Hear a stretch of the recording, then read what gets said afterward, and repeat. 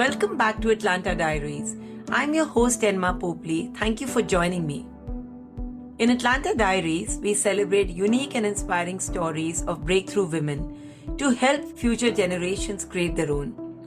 If you want to know more about Atlanta or listen to more episodes, you can visit my website www.enmapopley.com.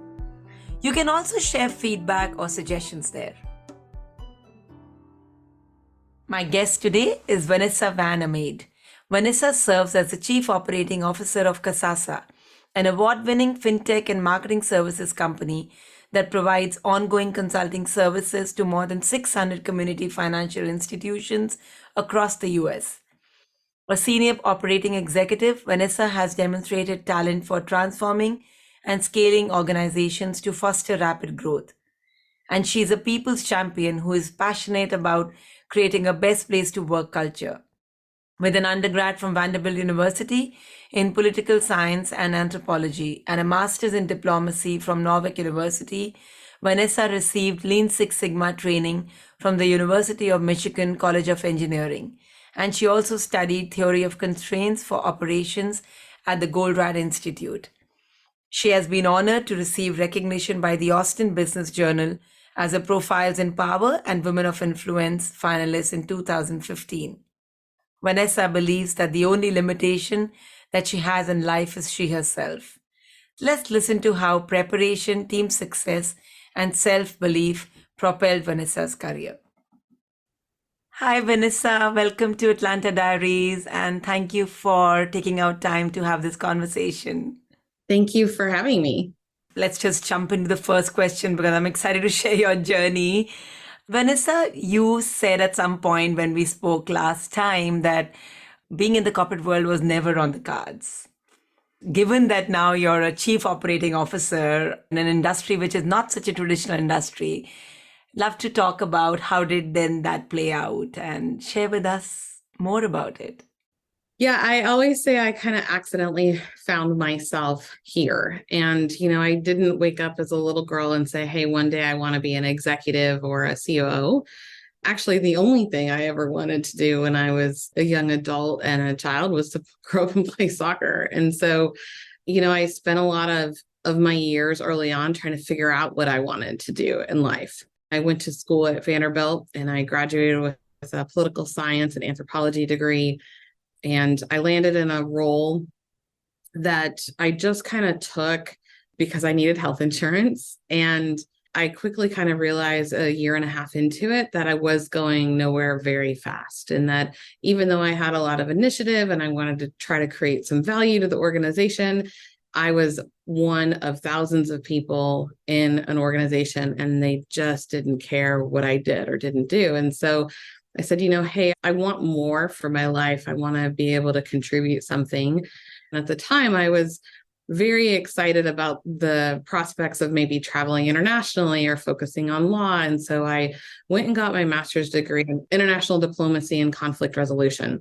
And I always joke that my degree is not super valuable and also very valuable at the same time with regards to what I'm doing today, because as you navigate meetings and discussions and different interests inside of an organization and with your investors, sometimes you do need a little diplomacy and how to, go through those conversations and influence outcomes. And so I didn't actually obviously end up in international politics or law or become an ambassador, but it was definitely a fun career journey to get here. Superb. This is a great start to so many questions, Vennesa. I can't agree more on how much diplomacy we need to do in leadership. So soccer sounds really exciting and interesting, Vennesa. Let's talk a little bit about that. What kind of leadership lessons did you take from your journey as a soccer player? I think one of the hardest lessons I ever learned was that I couldn't do it all by myself. You really just can't do it all yourself. You have to rely on the people on your team to be able to together create something bigger than any individual person. I was a pretty decent soccer player and I was the captain of my team. And I was naive enough back then to think that I could do anything and that, oh, I could go help out the forwards, on offense, or I could go help out the defenders on defense. And what I learned was that if I was so busy trying to help them that I couldn't be where I needed to be in the center of that field when they needed me to be there, then it all kind of collapsed. And so in other words, I had to trust that they could be and they could do what they needed to do in their roles, and that I was supposed to be where I was supposed to be able to contribute to the team. And that's hard when you're very strong at what you do and you have an A-type personality, or you want to do all the things yourself. And really, I think the strongest lessons, at least I learned from team sports, is that everybody has a role. And when everybody's playing their role to their highest capabilities, that's when the magic happens. As a coach, I work with leaders at large. And I think that's the biggest struggle, to navigate the journey from being an individual contributor and being really good at that, from there to becoming a leader and becoming someone who's carrying people along. How did you then go through that journey of letting go? Did you go through that struggle, or did it come naturally to you? I think anybody that says leadership comes naturally is kidding themselves. You do get better with time because you recognize what works, what doesn't work, and hopefully you take feedback along the way, constructive feedback, and you grow from that, and when I was making that transition myself in my 20s from being an individual contributor to being the leader of the team, I was very naive, and I really did think, hey, if I could just clone myself, I got this opportunity because they liked what they saw, and so I should just find more people that could do exactly what I was doing, exactly how I was doing it. And I quickly realized how entirely wrong that was, because as an individual, I am not great at everything. I have strengths and I have opportunities and areas that I need to grow. And I didn't want a bunch of mini-me's running around, because then we would be short-sighted. We wouldn't be able to look at the robustness of the solution, because people are going to come with different perspectives and different filters and different lenses. And we're going to all look at the same problem and see different challenges and see different opportunities on how to solve that. And so what I started to be able to do was recognize that everybody has a gift to the world. And my job as a coach was to assemble the greatest team that could go and then conquer that thing together. And I think a lot of people today actually get promoted from an individual contributor to a manager with no training and no mentorship from people in organizations. And they're just kind of thrown into being a people leader, and they're just like, hey, go figure it out. One of the things I've tried to do differently for the next generation of leaders in my organization is to provide mentorship, to provide leadership development, and doing some additional trainings. I've spent a lot of time teaching classes and teaching specific modules around what do you have to do differently when you're a leader versus an individual contributor, and making sure people are exposed to that so that they can really decide, hey, is this for me? A lot of people think that's the only path in an organization, is from a level 1 individual contributor to a 2, to a 3, and then to a manager, and then a director and a VP and so forth. But really, there's also a path to being an incredible subject matter expert in what you do and not being a people leader. And both of those paths exist, and they both have equal earning potential. And so you really have to get into leadership, people leadership, for the right reasons. If you don't enjoy coaching people, if you don't enjoy helping a team become the best that they can be, then you probably want to go on that other individual contributor route, because you're going to be really disappointed in the amount of coaching that you have to do. Because as a leader, it's not about what you do anymore. It's about what your team can do. It's about what the results you can get together. And I think that's the biggest misconception in leadership. Yeah, I can relate to this at so many levels. That's really what set me into starting Atlanta Diaries, because, I often talk to women leaders, and through these conversations, sometimes it just comes out that I'm not made to be a leader. It's almost like they go backtrack and say, I'm happier being an individual contributor rather than going into leadership roles. So I want to talk a little bit more about Kasasa. And I'd love for you to share a little bit about the mission of Kasasa. Like, I read about the fact that, you empower community financial institutions. What does that mean? And were you intentional about even taking on Kasasa as an organization? Yeah. So, Kasasa is a financial technology and marketing provider to community financial institutions. In all 50 states, we have over 3 million account holders in 3,400 branches, and we are a B2B to C organization. So, in other words, our mission is to help enable community financial institutions to be the go-to place for products and services and help them compete against the mega banks of the world. Because we really do believe that the decentralization of wealth outside of the top four megas, outside of Bank of America, Wells Fargo, and Chase and B of A, is actually better because there's so many misconceptions about where your money is safe these days. And a lot of people think, their funds are safer at mega bank. And that's just simply not true, because what we know from history is that mega banks actually engage in riskier investments, whereas a community financial institution, they're working with consumers in smaller communities, and they're more careful with their investments because they're investing the dollars of the people that they see on the weekends that their kids go to school with. And so they really take a lot of pride and joy in taking care of their communities and giving back to local small businesses. And funding the majority of small business loans actually comes from small community banks and credit unions that we work with. And so that mission's near and dear to my heart, because I really do believe in local and the power of that and the power of communities. And so Kasasa takes it a step further and says, we want to be the company that puts love in banking. I've been at Kasasa for 15 years, and I've been in this seat for 6 years, and I've learned a lot of things over that time. But I think the number one thing that remains true is that our mission hasn't changed, our values haven't changed, and we are in this to help consumers and to help communities. I could hear the passion in your voice, right? And I'm wondering the fact that HR is under your leadership.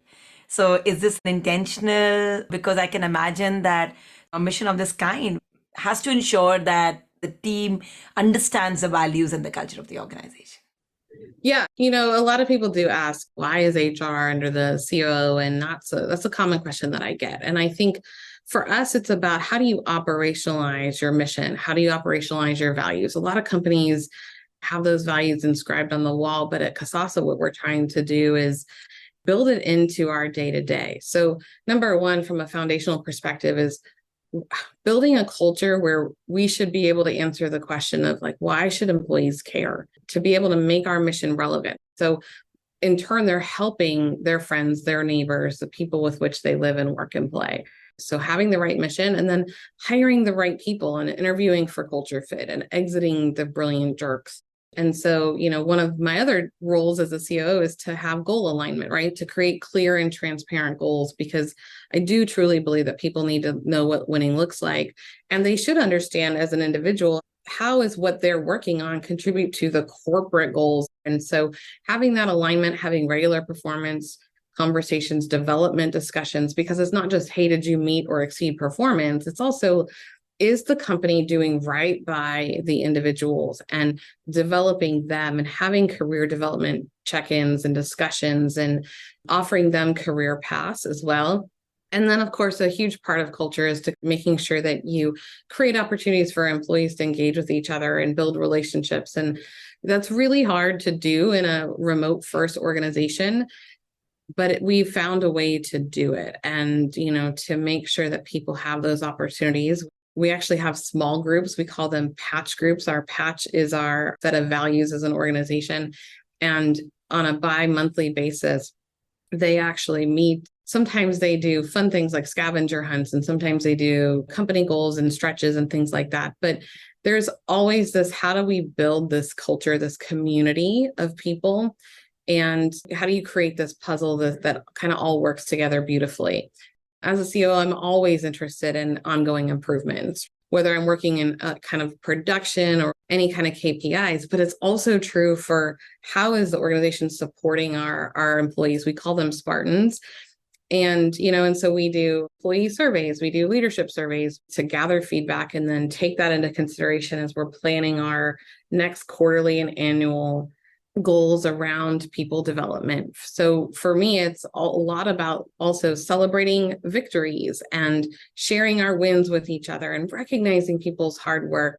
And I think that's the magic sauce that we've been able to create at Kasasa. That's one of the reasons why we've been a best place to work for year after year in Austin as well. Thank you, Vanessa. This topic, which is very close to my heart. So I was so glad you've shared so much. So is Kasasa purely remote, or do you have in-person work as well? We describe ourselves as a remote first organization, meaning we do have a corporate headquarters in Austin. And there are times where we ask people to come in for specific meetings, whether it's an all hands event or just team meetings, especially if you're on a client success or a sales team. We are very regularly having trainings and meetings like that here in the office.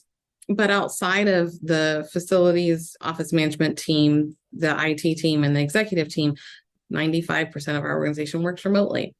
We're constantly in Zoom meetings. We have daily huddles. We do a lot of things to create community, and we don't rely on face-to-face interaction. We love seeing each other and we welcome that opportunity, and it kind of augments the times where we have to be in Zoom meeting after meeting and day after day. But I think primarily we've been pretty successful. We used to actually be 100% in-person organization prior to COVID. And then when we made that transition, it actually allowed people to move out of Austin. And it was exciting to be able to see people take that opportunity to elevate their personal relationships and their families and create that experience for their lives that they couldn't have if they were close or required to be tethered to an office. And for us, it's about really trusting our employees, our Spartans, to care about the company as much as we do. And we found if you give them that autonomy and you trust them, they repay that in kind. So it's not about logging hours. We don't care about the level of effort and the number of hours people work a week. I care about the results. Are we meeting our missions? Are we accomplishing our goals? And if that takes you 35 hours a week or 45 hours a week, I really want to give that flexibility and autonomy to everybody out there. I want to sort of backtrack a little bit now and love to talk about how your early years shaped your journey and what was your mantra as you started your journey. I didn't have the easiest upbringings in childhood. And I would say that, I even experienced some personal trauma that I don't really want to dive into today. But what I will say is that I had an opportunity when I was young to decide for myself if I wanted to look forward or if I wanted to look backwards. And for me, I just wanted my eyes on the horizon. I wanted to be able to break the cycle of poverty and overcome any of my past trauma.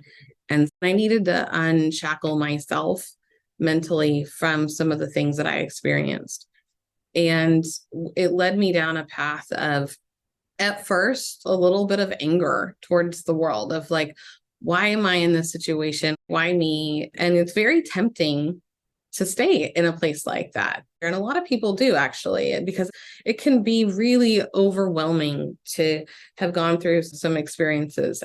Not to diminish any personal traumas people have had, but I made that personal decision that, again, I was going to look forward. And so I set off on a journey to be as educated as I could be, to have as many experiences as I could. And I didn't know if I'd be taken seriously in the world. I was very afraid that because I didn't come from the right pedigree or the right family experience, the right side of the tracks, or that I even had crooked teeth because I couldn't afford to get braces, that I would be dismissed. I really wanted to be a strong person. And I think that for me, strength meant being able to overcome those obstacles and finding a way to empower myself, whether that was through education or training.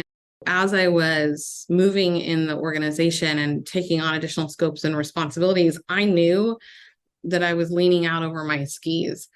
And rather than waiting for something to implode, I went out and sought additional educational opportunities. So what you don't see in my resume is a formal certificate. What you would find out if someone asked me about it is that I went and took several different courses, several different exec educational programs to be able to make sure that I had the additional skill set that I needed to be successful in specific roles. And there's many times I was in a room where I felt a lot of imposter syndrome. I was sitting around table upon table with these very strong, very capable, very smart, perfectly pedigreed individuals.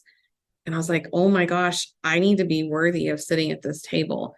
And so what that instilled in me was do more homework than anybody else. Don't just be prepared to answer the first question and anticipate the first question. You be ready to go 5 layers deep.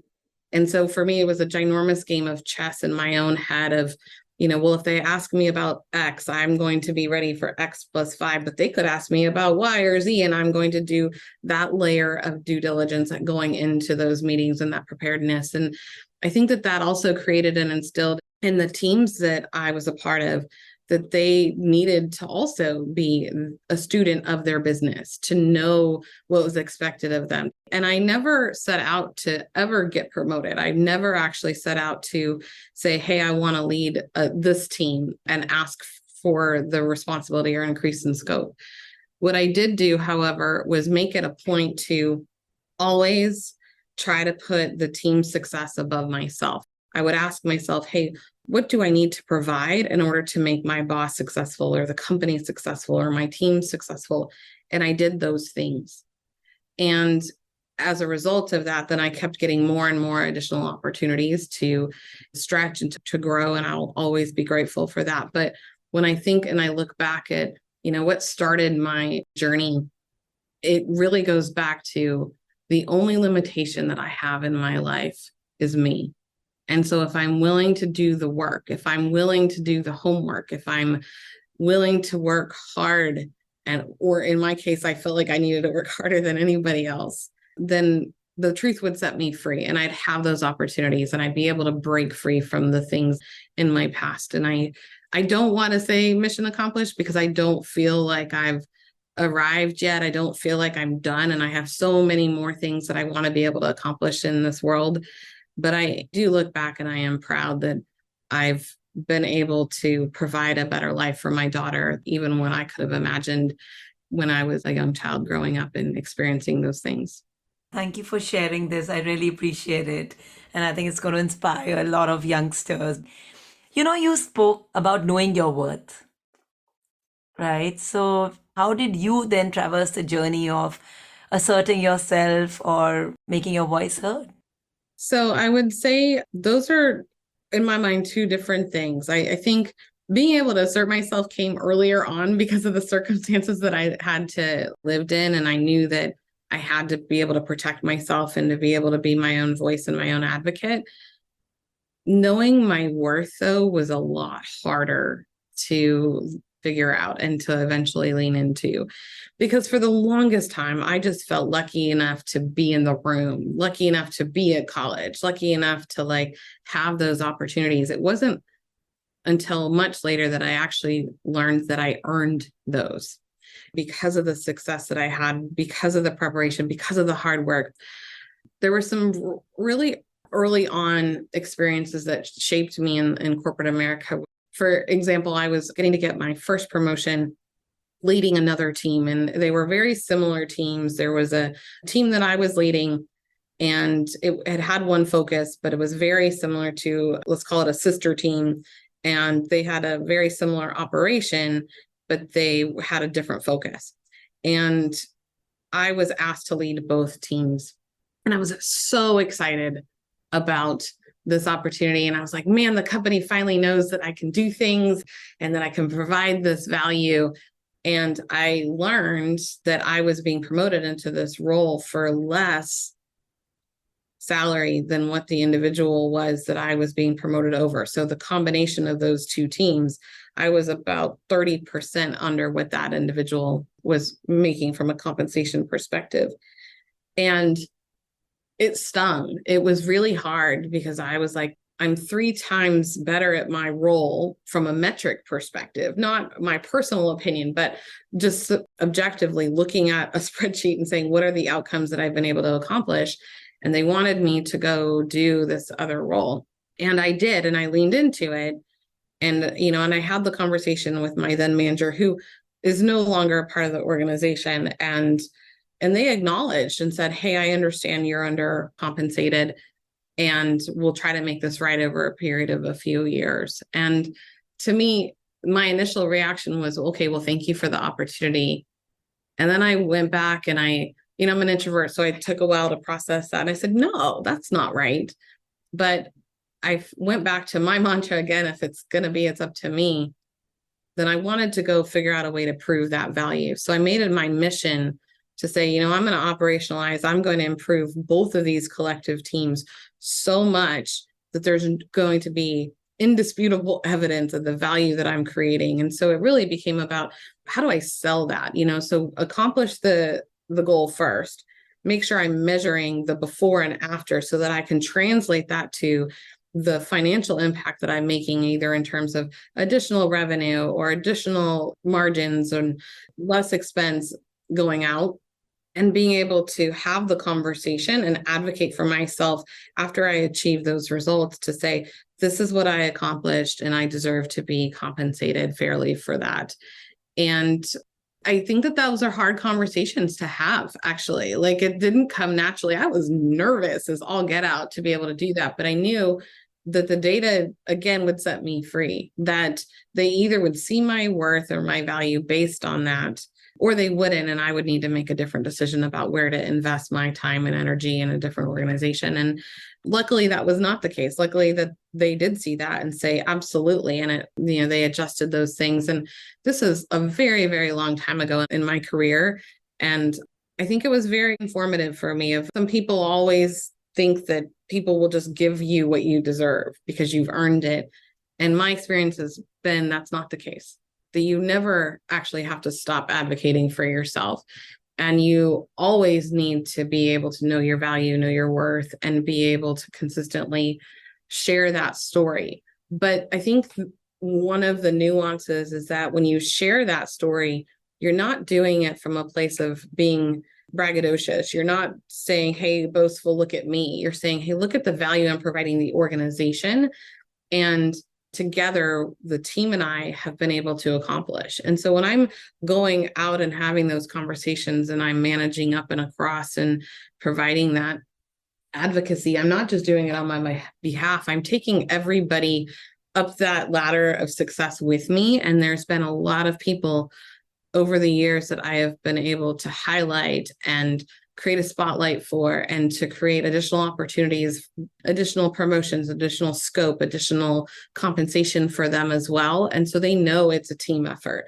There's zero times where it was about, here's where I was framing those arguments about me. It was all about, this is what the team did, and this is what that we were able to do for the organization. And I think doing it in that way helped maybe lower some barriers, because they didn't see it as a one-on-one confrontation. It was a, hey, how do we recognize this as an organization? And it was a different approach, and I think a successful one.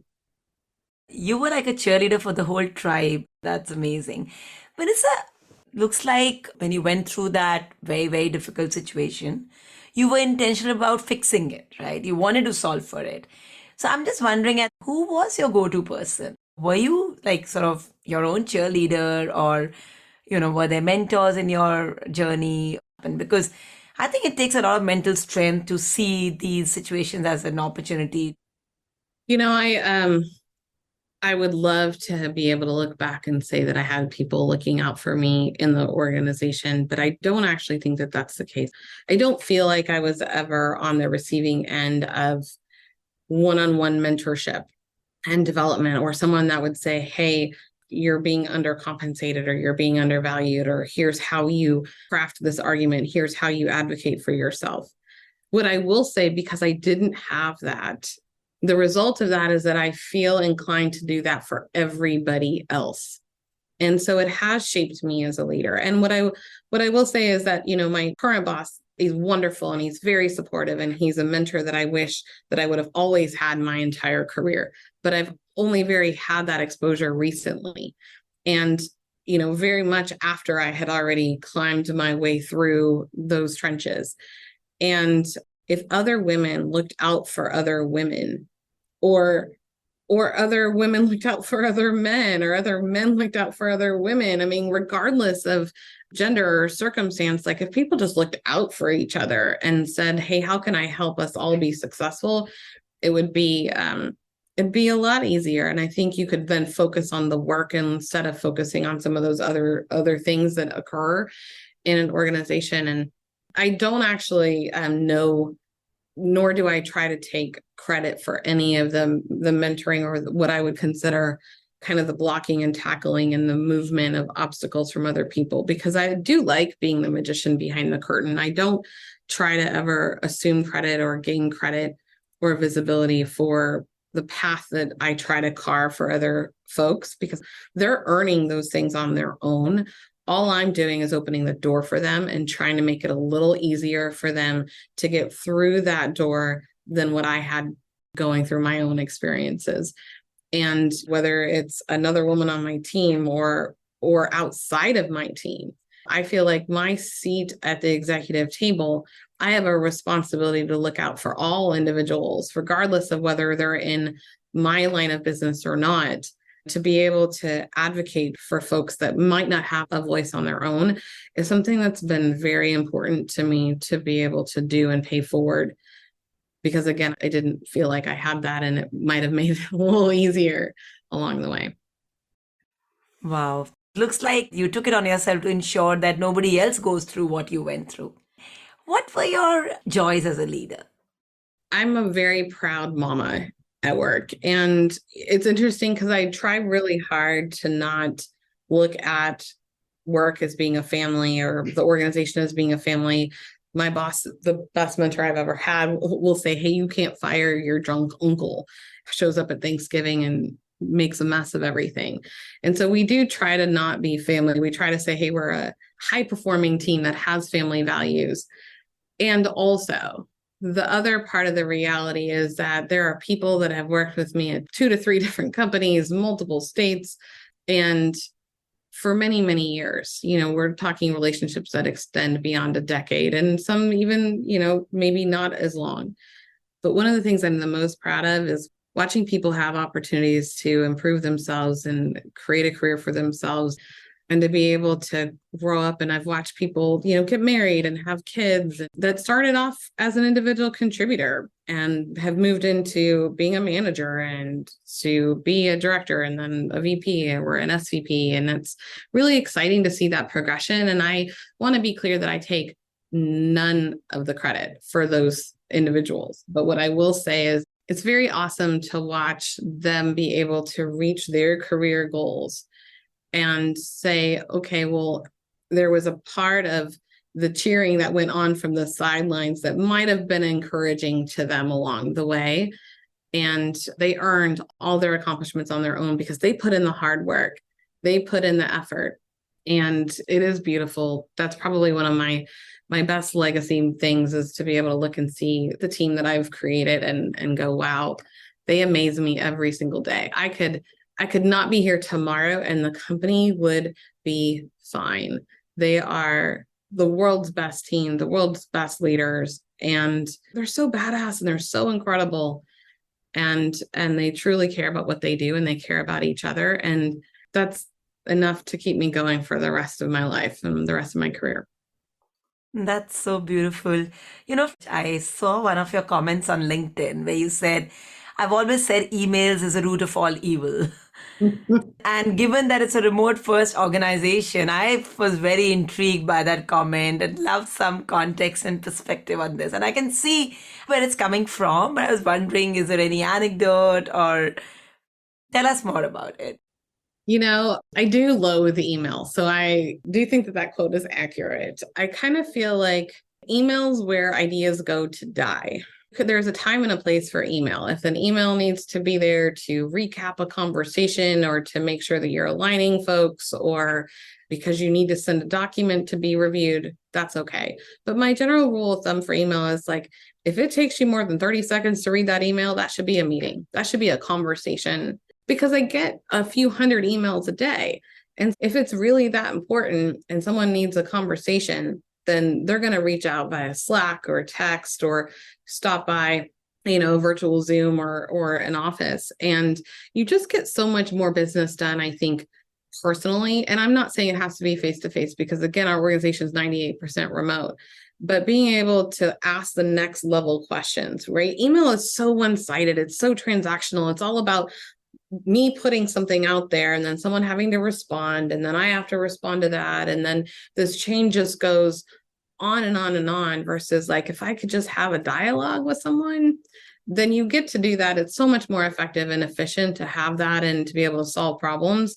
And so if you want to have a conversation, pick up the phone or turn on Zoom and call someone. That's my personal philosophy. I love that. But the flip of it is that a lot of people say that meetings are time wasters. So, how do you strike that balance? And how would you speak to somebody of that kind who prefers to just send an email out rather than waste time having an interaction? I think that someone's that doing that, they're making it about them. When you make the time to have a dialogue and exchange, you're making it about each other, and you're really focused on how do you create a mutually beneficial outcome versus, hey, I'm getting something off of my plate and giving that to you to go do. And when I think about what people need to be able to accomplish every day, you vote your priorities with your calendar. So for me, the people on my team, the people in this organization are the most important priority, because if I can set them up for success, then the company's objectives will take care of themselves. If I can coach them and help them in their day-to-day, everything else falls into place. So I have like one-on-one Tuesdays, for example, where I blitz and do all of my direct reports, one-on-ones. We do 30 minutes. And then I also do quarterly roundtables with my teams, where it's a skip level roundtable. So meaning like I'm talking to the people that report into my VPs or SVPs. And we're all on a Zoom call together, and I don't set an agenda, and I'm literally just asking them, how can I support you? What's going on in your world? What's going well? What's not going well? And then we're building a relationship. We're talking to each other.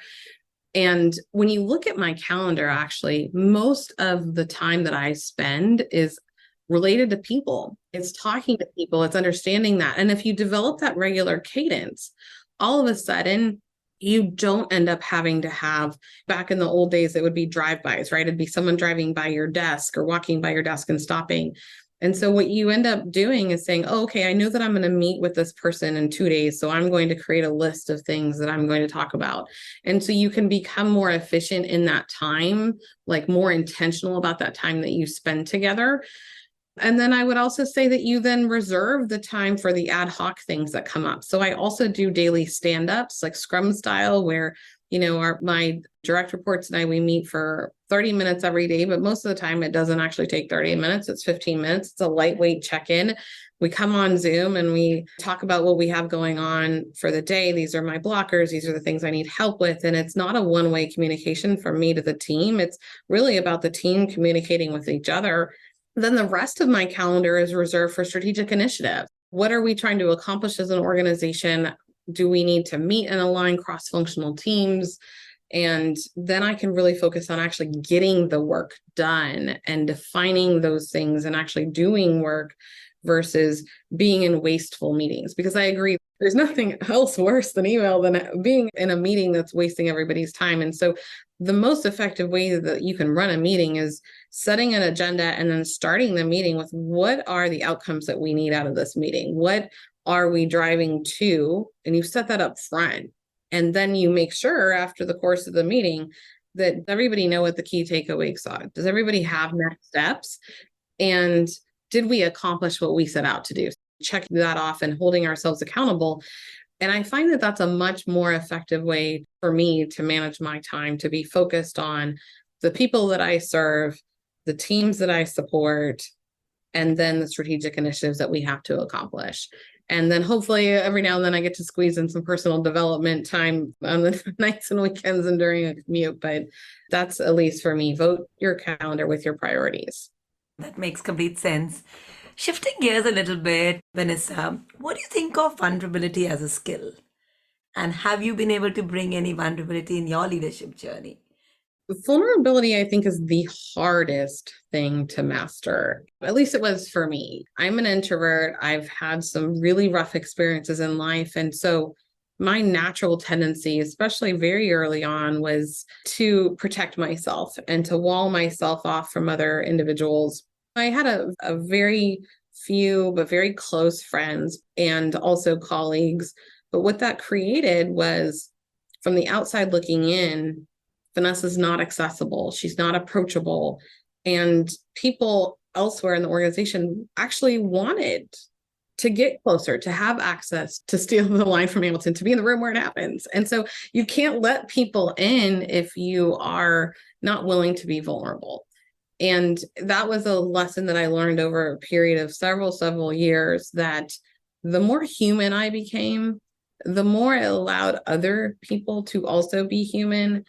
And at the end of the day, we're not robots. We are people, and we all have hopes, fears, dreams, and we all actually show up every day and we care about what we're doing and we try really hard to do great things. And being vulnerable to me means being your authentic self and being willing to talk about what you're capable of, what you're not capable of, and being able to ask for help if you need it, and being willing to admit when you've made mistakes, and being willing to say, hey, I can't do this by myself. I need some help. And that's hard, because as a leader, you think you have to be a superhero. You have to go out and do all the things by yourself. And, you have to be perfect. And the reality is that you're never going to be perfect. And if you're going to always chase that perfection, you are always going to fall short. And then you're going to feel bad about yourself. And that's going to create an emotional cycle that you don't want to be in. One of the best mentors that I ever had, said progress, not perfection. And what he meant by that was, don't let perfect get in the way of progress. And as long as you're continuously improving yourself, your team, your organization, that's okay. And if people can see you knowing that you're working on yourself, it gives them the permission to work on themselves as well. And then it invites the conversation of, how can I help you? How can you help me work on ourselves together? And then all of a sudden, you're in this together versus being isolated on your own. And growth doesn't happen in isolation. Nothing happens in isolation. For vulnerability, if you can conquer that and you can put yourself out there, it means that all of a sudden you're going to create a community, and that together can do amazing things. I love that whole community perspective. What was the turning point when you started this journey of showing vulnerability and validated in your head that I'm doing the right thing now, or I'm glad I've started becoming vulnerable? I think early on, especially in my 20s and early 30s, I was an operations leader. So I was only focused on results. I was only focused on KPIs and delivering those things. And what I got was short-term results, but not long-term results. And it was also not enjoyable. It wasn't a fun experience, for me or for the people that I was working with. And I realized, there has to be a better way. And so for anybody out there that might have encountered me early in my 20s or in my early 30s, I'm sorry. Like, that's definitely not who I am today, and I feel like the ultimate lesson that I learned is that people need emotional leadership from you. They don't just need business leadership from you. Yes, of course, they need to understand what their goals are, and they need to understand how what they do fits into the bigger picture. And hopefully you can inspire them to be accountable to achieving those results versus you just holding them accountable. That is a completely different thing. But along the way, recognizing that people, again, are human, and that you can create a beautiful partnership if you're focused on making each other successful, and making the team and the company successful as your most important priority. I think that was just the hardest lesson for me, was to recognize, to be vulnerable, to share my feelings, to share the love that I truly do have for everybody, but I'm always going 1,000 miles an hour, and always have too many priorities on my plate. I even remember in the old days when everybody was in the office, you'd walk down the hallway and I'd always be the person on my phone. Not because I was avoiding eye contact, but because I was legitimately walking to the bathroom, trying to answer emails and Slacks and doing all those things and just keeping up with work. But what that created was zero relationships with people. And when you make time for people, they make time for you. And developing those relationships is something that I've worked really, really hard at over the years, and that I do feel like I'm much better at. And I've allowed people to kind of be part of my life in a way that early on, like I said, I was scared to have those relationships because I was afraid of being hurt or experiencing that same kind of trauma that I had when I was growing up. And so truly letting that go and saying, this is a different way of being and living and experiencing life. It's much more fulfilling and joyful to do it like this with people versus doing it on your own. Beautiful. On a lighter note, what's a fun fact about Vanessa that your team also doesn't know about? I'm pretty open with my team now. I don't know that they don't know much things about me now, but I would say that my daughter is my light and joy, and she's just turned 18 and she's headed off to NYU in the fall, and I'm so proud of her and so excited for her next chapter of her life and her journey, and being able to have great moments with her and to be able to do and have experiences with her is something that I do treasure. And so even last week we went skydiving, and the month before that we were swimming with sharks without cages. And it goes back to like, oh, okay, well, I'm going to just lean into this, even if it's a little scary, because I am terrified of heights. I am terrified of sharks. I am terrified of all these things. And my daughter just loves anything that scares her or creates that adrenaline rush, right? And if left to my own devices, I would never go skydiving. I was terrified.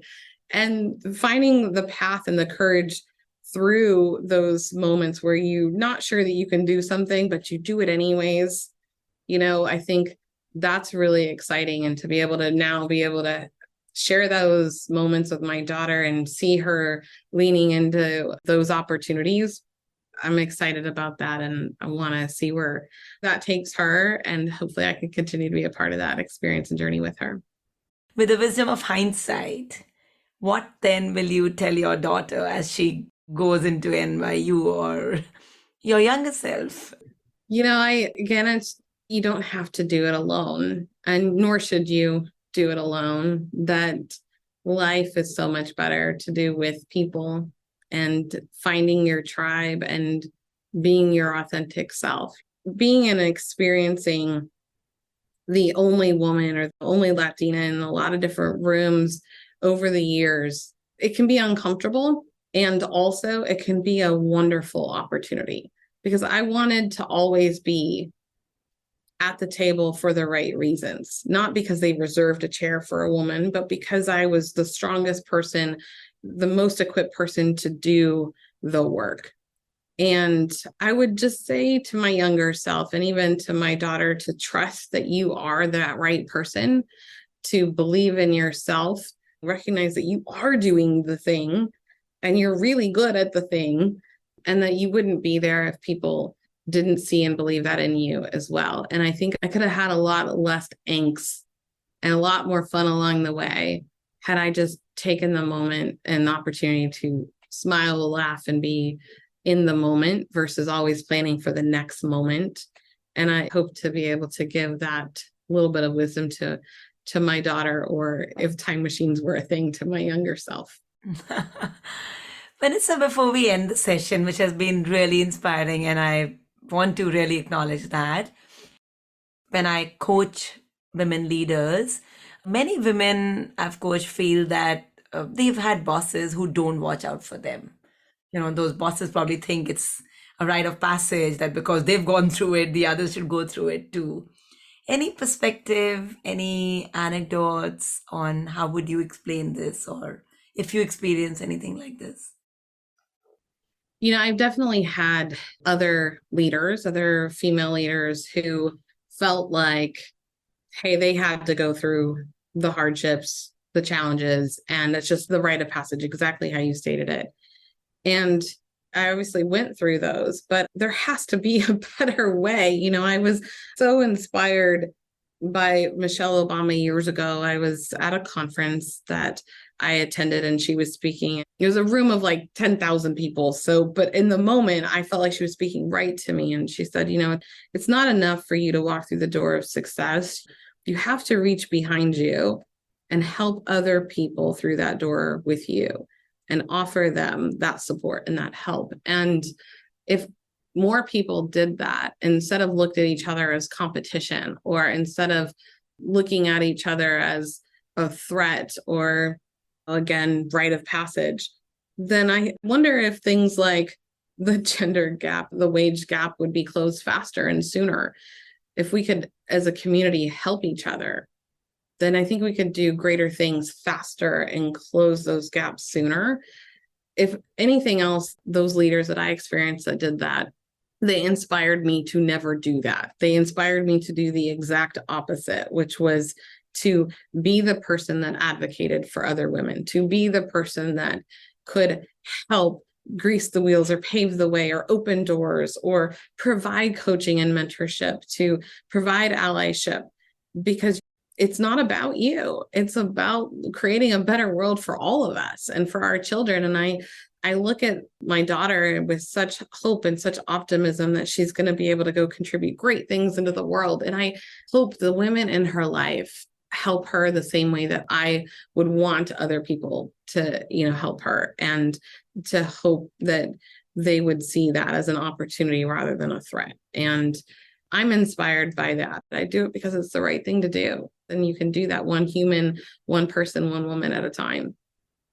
You're sharing all this in Atlanta Diaries because you're aligned to the same mission, Vennesa. So thank you again for this. And before we end the conversation, like you're aware that Atlanta Diaries is the place where we're helping such women leaders learn and unlearn their definitions of success. So what are your parting thoughts as they transition into larger roles? I would say lean into it. It's really interesting to me that there's a group of individuals and personalities in the world that say, hey, I have to be 100% perfect or ready for the next opportunity before I ever even raise my hand. And then there's another group of people and personalities that say, hey, I've only got 50% of the resume or the pedigree or the experiences, or maybe it's 60%, but I'm going to make the rest up with tenacity and grit and a willingness to show up and put in the work, and to, close the gap with additional training and education, and lean into it and learn along the way. And I would encourage people to do the latter. You're never going to be ready. You're always going to feel like there's still more to do, and there's still more to learn, and there's still more to accomplish. And if you wait, that opportunity is going to pass you by.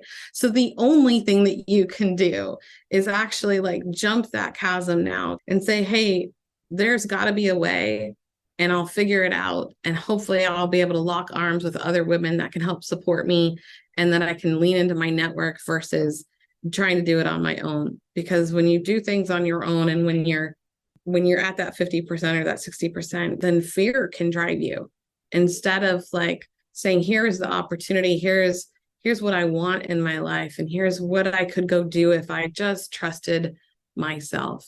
If I trusted what I bring to the table and believed in myself half as much as everybody else believed in me, I wouldn't have that doubt. And if you can overcome that, and it's hard to do it again by yourself, so lean into the women in your life, lean into other people in your life to give you that extra strength that in those moments you may not feel like you have, but you have it. And you just have to look up and see it. Thank you for being a part of Atlanta Diaries. It's been an honor to be here and to spend this time with you. So thank you for having me as well.